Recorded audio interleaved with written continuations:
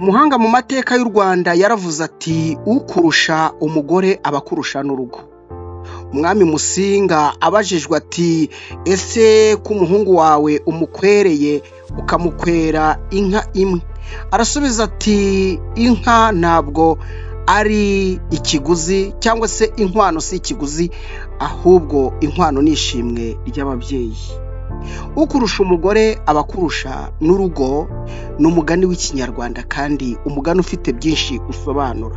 Mbahaye ikaze cyane cyane mwebwe bagore, ariko n'abagabo banyu mbahaye ikaze mu kiganiro cyacu cy'uyu munsi, tumenye kwivura dukoresheje iby'Imana yaremye.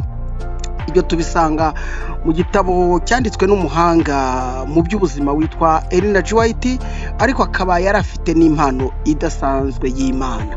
Yamweretse byinshi mu mateka bijyanye n'ubuzima bugiye butandukanye, kimwe n'abandi badogiteri benshi bagiye bandika inkuru zitandukanye, cyane cyane aho bagiye badusobanurira bakatwereka ibyo dushobora kwifashisha mu buzima bwacu bwa buri munsi kugira ngo bidufashe kubaho kandi tubane neza.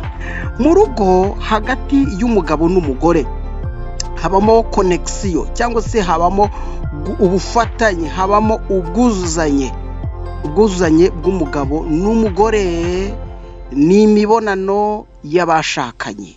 Ibyo ngibyo ndagira ngo mbikubwire nongere mbigusubiriremo, ariko ni ukukwibutsa urabizi. Abanyarwanda rero bajya baca umugani ngo ukurusha umugore abakurusha urugo. Impamvu ni uko iyo umugore ari mutima w'urugo, iyo umugore akunze urugo rwe, iyo umugore yizihiwe n'abe bo mu rugo, mu by'ukuri agaragara neza, n'umushyitsi yaza akavuga ati ruriya rugo rwa runaka rurakomeye. Impamvu mbivuze nta yindi, ndagira ngo wowe mugore unkurikiye ufite ikibazo mu rugo rwawe, ariko iki kibazo gisa naho cyabaye nk'agatereranzamba. Urabaza umutima, yewe urarara utanasinziriye uvuga uti uru rugo nubatse ni rugo ki? Kubera ko umugabo wawe umubiri we ufite intege nke. Nta muntu rero ufite urukingo rw'uko atarwara, ahubwo ngo kwirinda biruta kwivuza. Ngiye rero kukurangira wowe mugore umutobe w'ibimera uza gutegurira umugabo wawe iminsi 5 yonyine, iminsi 5 yonyine. Ikibazo cyo kutubaka urugo neza mu rugo rwawe kiraba gishyizweho akadomo. Mbere ya byose ndagira ngo mbanze nkwibutse ko umugabo niwe nkingi y'urugo. Umugabo ni inkingi y'urugo, niwe myugariro. Umugabo iyo utambutse ku rugo rwe ukumva avuga, uravuga utoyada, urumva ryajwi ridasanzwe rihari, urumva umugabo ari mu rugo. Nuko ibyakuzanaga nimba bitari byiza ugasubirayo wihuse. Umugabo iyo ari mu rugo, umugore yumva ko nta kintu cyamukoraho, yumva nyine ari wa wundi nyine twavuze hejuru. Ni imyugariro kandi ni igikingi cy'irembo, ni ukuvuga ngo niwe wugarira ntihagire uwugura urugo. Ndavuga babandi twita amabandi cyangwa se ibisambo. Mu magambo make rero, abagabo benshi bafite ikintu kimwe bajya birengagiza. Rimwe na rimwe ukavuga uti ikibazo mfite wenda ni ku mubiri wanjye umeze, no kwa muganga ntujyeyo, ntushake no kubaza, ntushake no kugira ngo, ariko burya abagore barabaza. Ariko rero icyiza kiri hano, ntiwirirwe ubaza, ahubwo sobanukirwa uburyo ugiye gukoresha bino bimera twongeyemo n'ubuki, maze nkubwire uburyo ugiye gukemura ikibazo cy'urugo rwawe. Kuri iyo ngingo abantu benshi bajya bibaza ngo ariko ubundi umugore ashakirwa iki? Umugabo ashakira iki umugore? Iyo ngingo rero ituma amushaka. Iyo itakozwe neza, iyo itakozwe nk'uko Imana yayihaye umurongo, ni byiza ko mu by'ukuri ugomba kubihindura, kuko udahinduye ubwo buzima hazamo ikibazo. Abagabo benshi bakunze kunywa ibiyobyabwenge. Harimo inzoga. Inzoga ni ikinyobwa gica abagabo intege mu gihe cyo kubaka urugo ndetse no mu buzima bwa buri munsi guhora uyifata ukayigira agacumbi k'amafunguro yawe ni ikibazo. Ikindi, abagabo bakunze kujarajara, ukajarajara ukajya hirya ukajya no hino, ibyo byose ni amakosa. Abagabo bakunze kwikarisa kugeza ubwo barangije, abo ngabo ni ikibazo. Reka twigendere, ako ni agaciyemo, ariko nugira amahirwe umugabo wawe akaba atari kuri urwo rwego nkubwiye, biraba ari sawa. Ariko icyiza cy'uyu muti, nubwo yaba anywa inzoga, ndakubwiza ukuri, araza guhagarara yemye mu rugo rwawe, yongere akubiteho inkingi y'igihame, kandi iyi nkingi imwe ntabwo igera inzu. Kuvuga ngo nahashye, ngo nishyuye minerivare y'abana, ngo naguriye umwenda umugore, ibyo ntacyo bivuze. Yes, tugendane rero. Ngaho jya mu isoko ugure tangawize. Gura tangawize kandi nshyashya. Hari abantu benshi mujya guhamuka buri bintu byamaze gusaza. Ibintu byashaje burya nyine biba byashaje, nta mumaro biba bifite, ahubwo biba byamaze gukora amavirusi. Nzabaganiriza ku bijyanye n'uburyo abantu murya imbuto zapfuye, ugashaka gukata ku ruhande ngo hano ngo ntihapfuye, burya urubuto ruba rwapfuye. Nzabikubwira cyane. Hano hari igitabo gifite imizingo myinshi, ndiho ngenda nzingura kugira ngo mbasasanurire ntasobanye, hanyuma tukive imuzi tukigere imuzingo. Jya mu isoko ugure tangawize nshyashya, namaze kubikubwira. Izo tangawize zawe numara kuzigura uzizane. Wongere kandi ntiwibagirwe no kugura iki, no kugura karoti. Ntiwibagirwe kugura karoti nazo nshyashya. Ikindi utibagirwa kugura, ntiwibagirwe kugura indimu nshyashya. Ibyo bintu byose ndi kukubwira, untega amatwi ubyumve neza. Karoti namaze kubikubwira, tangawize nayikubwiye, ndetse n'indimu, ibyo bintu ubyiteho ndi kukubwira. Hanyuma ikintu uri buze kongera gukora hano, numara kugura tangawize, ukagura n'indimu, ndetse ukagura na karoti, ntiwibagirwe no kugura tungurusumu. Hanyuma wongereho n'ubuki. Narababwiye ngo ubuki mu bwitondere, kuko abantu benshi bari gupirata ubuki. Barashyiramo umutobe w'umwikamire, ibyo ni amakuru ufite. Barashyiramo isukari, ibyo ni amakuru ufite. Hanyuma wowe ukagura ubuki, ukagura nako isukari, ugira ngo uguze ubuki. Ibyo mu byitondere. Nibiba byiza ujye ugura ubuki buri mu kinyago, kuko inganda zo nta bintu byinshi zivugaho, zirasekeje, ndetse n'abandi babutunganya mu buryo butandukanye. Hanyuma ibyo numara kubibona rero, urafata karoti yawe, urafata tangawize yawe, urafata indimu yawe, urafata na tungurusumu. Ibyo bintu byose ushaka uburyo wiyeranja, wabisekura, cyane cyane wenda usibye indimu gusa. Indimu ushobora kuyitonora, igishishwa cyayo ukaba ari cyo usekura cyangwa ugasya, ariko ibindi byose ushobora kubisekura cyangwa ukabisya, biroroshye. Ko ntabwo wafata wa mutobe w'indimu ngo ugiye kuwusya. Ibyo byose rero kora ku buryo ubisya kabisa, ubisekura se, biraterwa nuko ubishaka, kandi ujye wibuka isuku, uyishyira imbere, ubicatiranye. Hanyuma ukurikije uko ubona bingana, ndagira ngo uze kugira gutya, ufate amazi meza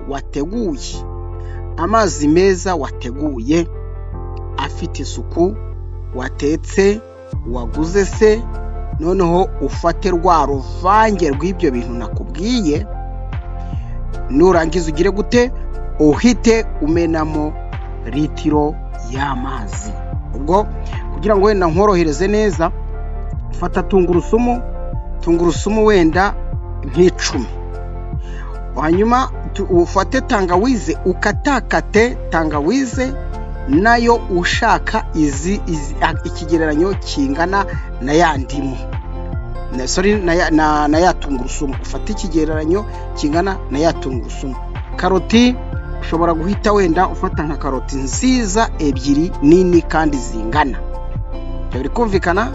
Hanyuma ibyo ngibyo nibirangira, numara kubikora gutyo, ufate ubicatiranye kumwe nakubwiye, uzane litiro y'amazi. Numara kuzana litiro y'amazi ushyiremo uvange. Numara kuvanga rero icyo ugiye gukora, ugiye noneho kuyungurura. Nkwibutsa ko nifuza ko wakamura wiyeranje, ushake ikintu cyo gukamuza. Hari akantu gashobora kugukamurira rwose kakanoza. Hari utuntu bajya bafungamo ibiseke bakunze guha ababyeyi mu gihe cy'imisango y'ubukwe. Kari akantu kameze nk'agasupanete, ushobora kugategura neza, ubundi bya bikatsi byawe ukabishyiramo, wakarabye neza, ugakamura ku buryo wa mutobe wawe wamaze kubivangavanga ushaka ko wose uvamo. Kandi wongere nanone ufata akayunguruzo, wongere uyungurure. Hanyuma ibyo ngibyo numara kubona rero umutobe wawe muri ya litiro y'amazi nakubwiye, fata ubuki ibiyiko bitandatu, ushyire muri ya juice yawe, ya ji wamaze gukora. Cyakora wumva bifite ubusharire bwinshi bukabije, ongeramo ubundi buki nta kibazo. Hanyuma rero icyo ugiye kunkorera ni iki? Urafata uyu mutobe tumaze kubona washyizemo ubuki, wavanze bwa buryo twakubwiye, uhite ugabanyamo gatatu. Ugabanyemo kangahe? Ugabanyemo gatatu. Nongere nkwibutse ko mu gihe ugiye kugabanya, ugomba gushaka akantu nyine ubona ko ya mangane atatu ari buze kuboneka. Gabanyamo gatatu iyo ji yawe wakoze. Numara rero kubona imaze gukunda, mu gitondo wihera umugabo wawe muterete. Bibaye na byiza rwose wamubwiza ukuri kuko n'uwawe, wamubwira uti navumbuye ibanga ry'uyu muti. Hanyuma nurangiza rero uhita ugira gute? Uhite umuha igice cya mbere mu gitondo, igice cya kabiri wiyeranje, nimba saa sita yakibona ku meza, nimba yagira gute simbizi, ariko nabwo aze kugifata mu masaa sita mbere yuko afata ifunguro. Kandi na mu gitondo biba byiza mbere yuko afata ikindi kintu, iminota 30 ikajya hazamo iryo tandukaniro ry'iminota 30. No ku mugoroba nabwo bibe gutyo, bya bice bitatu wagabanyije muri ya litiro biraba bimaze kuboneka.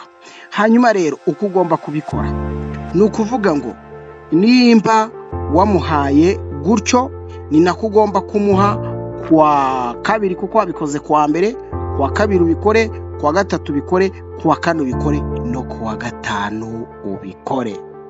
Yewe nibinagukundira ushobora kugabanya izo nshuro nakubwiye, ukavuga uti reka wenda nkore ibingana gutya.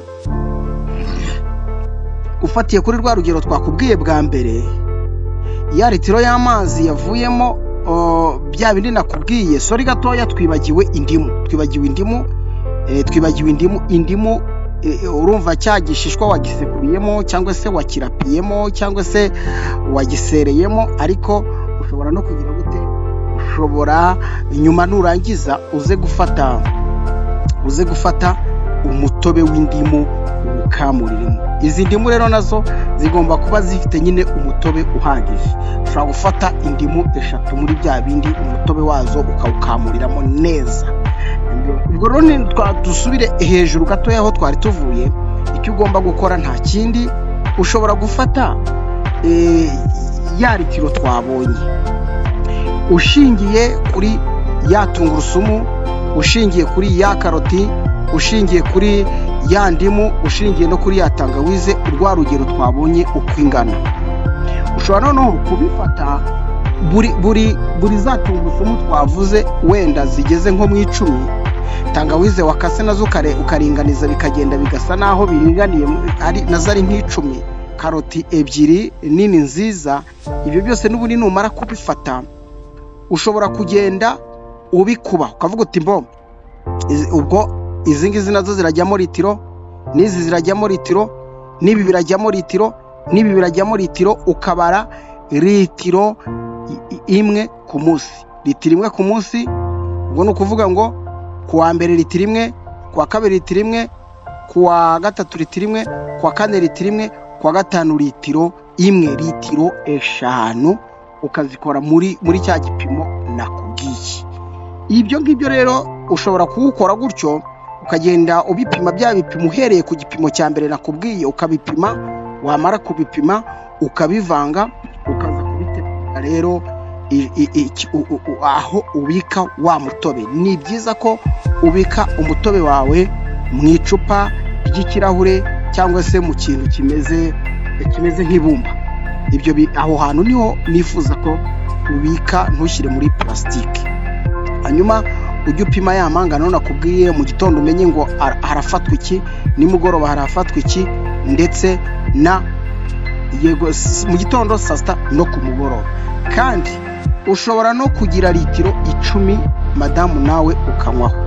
Ikintu no kiziririzwa wenda udakwiye gukora, nuko nimba urwaye uburwayi bw'igifu, kubera ko harimo ubusharire cyangwa se harimo yego n'ubusharire, harimo tangawize, urabizi ko ku gifu si sawa, ndetse n'indimu nayo igira, byose bifite gaze na tungurusumu, ntabwo ku gifu byaba ari sawa. Niba urwaye igifu, ubwo nyine wowe ntabwo uyu muti ukureba. Hanyuma ushobora gukora izo litiro 10 ukazisangira n'umugabo wawe, nta kibazo. Iminsi 5 mukaba mwagize gute, mwazimaze. Reka nkubwire, uyu mugabo urahita ubona itandukaniro, urabona itandukaniro. Jya mu isoko, nta handi nkurangiye, amafaranga n'ayawe, genda uyakoreshe. Nkwibutse ko ibi nkubwira mba nabikoreye ubushakashatsi nifashishije igitabo Tumenye Kwivura Dukoresheje Iby'Imana Yaremye. Nicyo nifashisha kugira ngo nawe ngufashe, cyane ko nzi ko ngira nkugire niko gaciro. Nanjye hari ibyo nagukuraho, hari ibyo nakungukiraho. Burya abantu nyine tuba dufite umumaro, tuba dufitiye abandi umumaro, turaba agaciro ku bandi. Reka rero mbashimire. Icyo utumva wanyandikira kuri WhatsApp yanjye nkagusubiza neza. Ikindi kandi ushobora no kuza kuri YouTube channel yacu nyine aho wageze, nyaboneka ukiyandikisha, ugakora subscribe, rwose ukanadusharingira, mbese ukatubera umuterankunga. Turabigusaba, ntabwo tubigutegeka. Turifuza ko bino biganiro byagera kure. Mbibutse ko ntari umuganga, ahubwo ndi umusomyi kimwe nawe.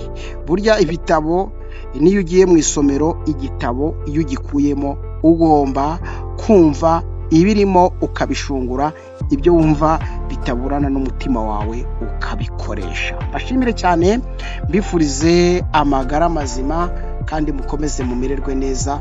Hanyuma mbibutsa ko burya amagara aramirwa. Imana ibagirire neza.